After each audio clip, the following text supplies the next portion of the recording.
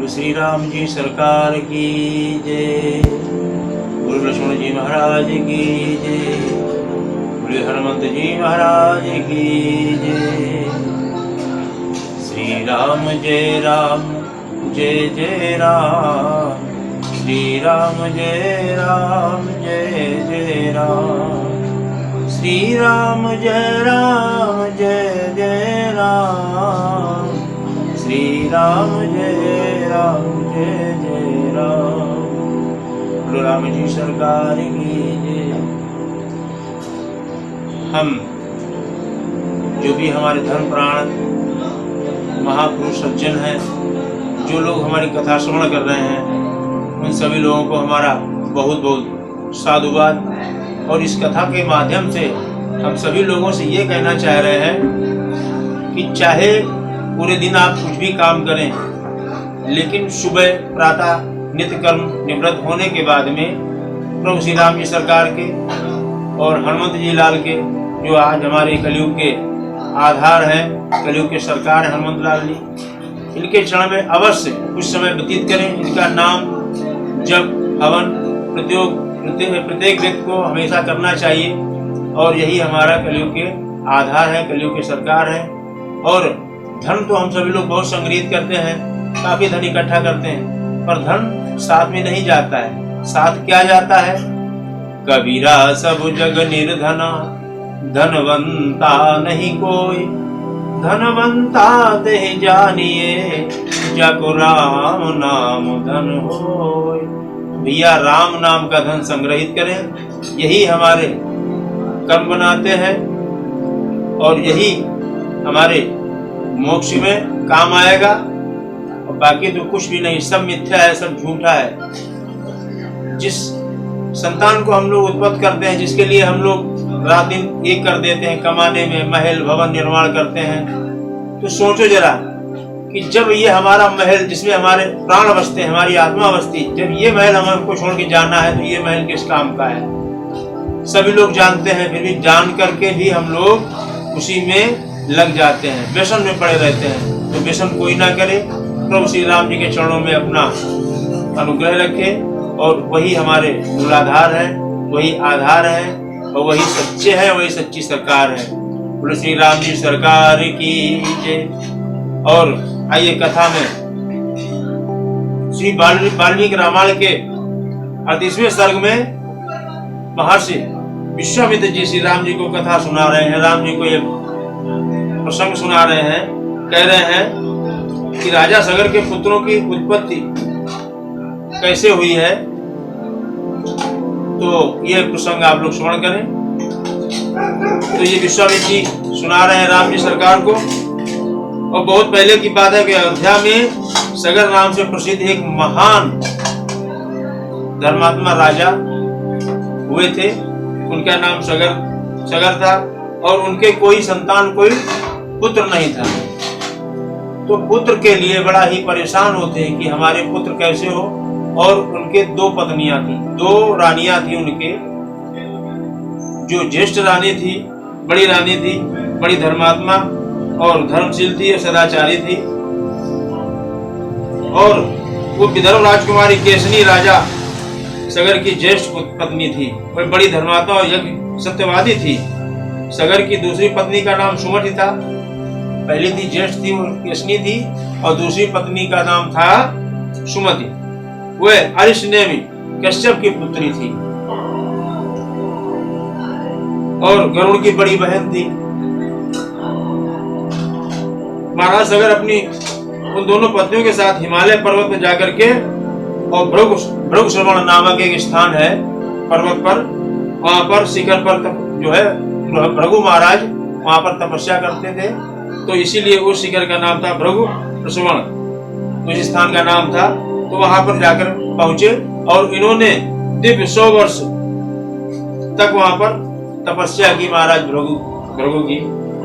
और जब भृगु जी प्रसन्न हो गए तपस्या से, तो उन्होंने कहा कि आप का प्रयोजन सफल होगा। आप जिस हेतु यहाँ पर आए हैं, जिस निमित्त आप यहाँ पर आए हैं, वही प्रयोजन आपका सफल हो। कहिए आप क्या चाहते हैं, आपने हमको किस लिए याद किया है।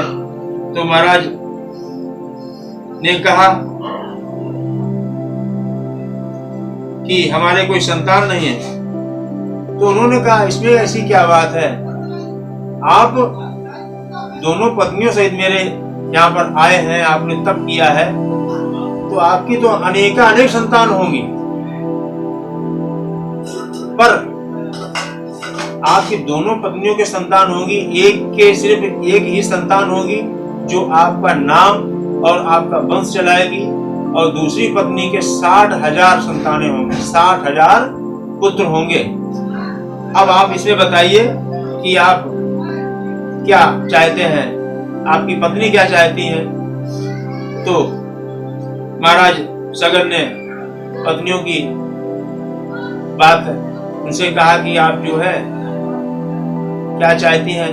तो दोनों पत्नियों ने कहा कि आप जो है गुरु जी से ही पूछ लीजिए, महाराज से ही पूछ लीजिए, भृगु जी से, कि आप तो सब जानते हैं, तो आप हमें बता दें कि किसके एक संतान होगी और किसके 60,000 कई संतानें होंगी। तो उन्होंने कहा भृगु जी से। तो भृगु जी ने कहा कि देखिए, यह चीज तो हम निश्चित नहीं कर सकते, यह बात हम निश्चित नहीं करेंगे, यह निश्चित तो आपकी पत्नियां ही करेंगी कि आपकी कौन पत्नी चाहती है कि हमारे एक पुत्र हो जो कुल को चलाने वाला हो, और कौन पत्नी है आपकी ये चाहती है कि हमारे अनेक पुत्र हों, अनेक पुत्र हमको प्राप्त हो।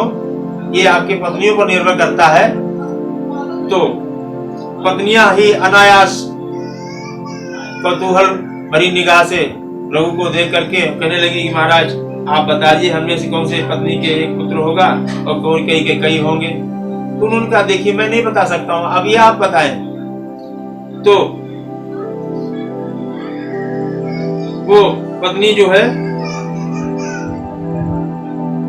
केसरी ने राजा सगर के समीप पहुंच करके अब कहा कि हम चाहते हैं कि हमारा वंश चलाने वाला हमको पुत्र प्राप्त हो। ये ज्येष्ठ पत्नी ने कहा, महाराज सगर की ज्येष्ठ बड़ी पत्नी ने कहा कि हमारा एक पुत्र हो और जो वंश को चलाने वाला हो, बहुत ही बलशाली हो और विद्वान हो और सदाचारी हो। और उनकी दूसरी पत्नी ने कहा, सुमति ने, कि उनकी बड़ी बहन सुमति ने महान उत्साही और यशस्वी 60,000 पुत्रों को जन्म देने वाले का वरदान प्राप्त किया कि हमारे 60,000 हमारे अनेक पुत्र हो, ऐसा हम चाहते हैं। तो उन्होंने कहा कि तथास्तु, जाइए आपके अनेक पुत्र रत्न आपको प्राप्त होंगे और आप प्रसन्न से रहिए। तो कुछ समय व्यतीत होने पर रानी केसरी ने सगर के औरस पुत्र असमंजय को जन्म दिया। असमंजय को जन्म दिया केसरी ने, और छोटी रानी सुमति ने तुम्बी के आकार का एक गर्भपिंड उत्पन्न किया। तुम्बी होती ना, जैसे लौकी होती है, लौकी में जैसे देखा होगा कि सवेरे लोग बीन बजाते हैं तो आगे जो है मोटा होता है, पीछे पतला होता है, वो वैसे तुम्बी नुमा होता है। तो उस आकार का एक पिंड उत्पन्न किया, और उसको जब पीड़ा हुई तो उसको फोड़ने से उसके अंदर 60,000 बच्चों ने जन्म लिया, 60,000 पुत्र उत्पन्न हुए।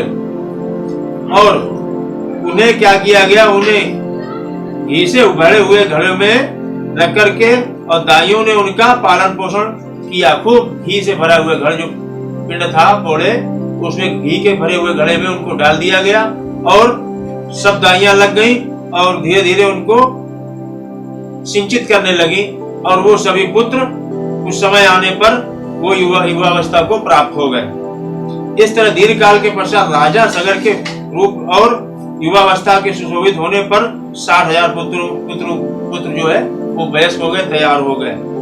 और इधर सगर के ज्येष्ठ पुत्र असमंजय नगर के बालकों को पकड़कर सरयू के जल में फेंक देता था। वो अत्याचारी निकल गया, पापाचार करने लगा, और निवासियों के लोगों को भी बहुत मारने लगा, प्रताड़ित करने लगा, उठा करके जब जलाशय में फेंकने लगा। और असमंजय के पुत्र का नाम था अंशुमान। वह बड़ा ही पराक्रमी, सबसे मधुर वचन बोलने वाला तथा सब लोगों को प्रिय था अंशुमान। कुछ काल के बाद महाराज सगर के मन में यह विचार आया कि मैं यज्ञ करूं, और यज्ञ करने के निमित्त महाराज जो है अपनी व्यवस्था में लग गए। बोले श्री राम जी सरकार की जय।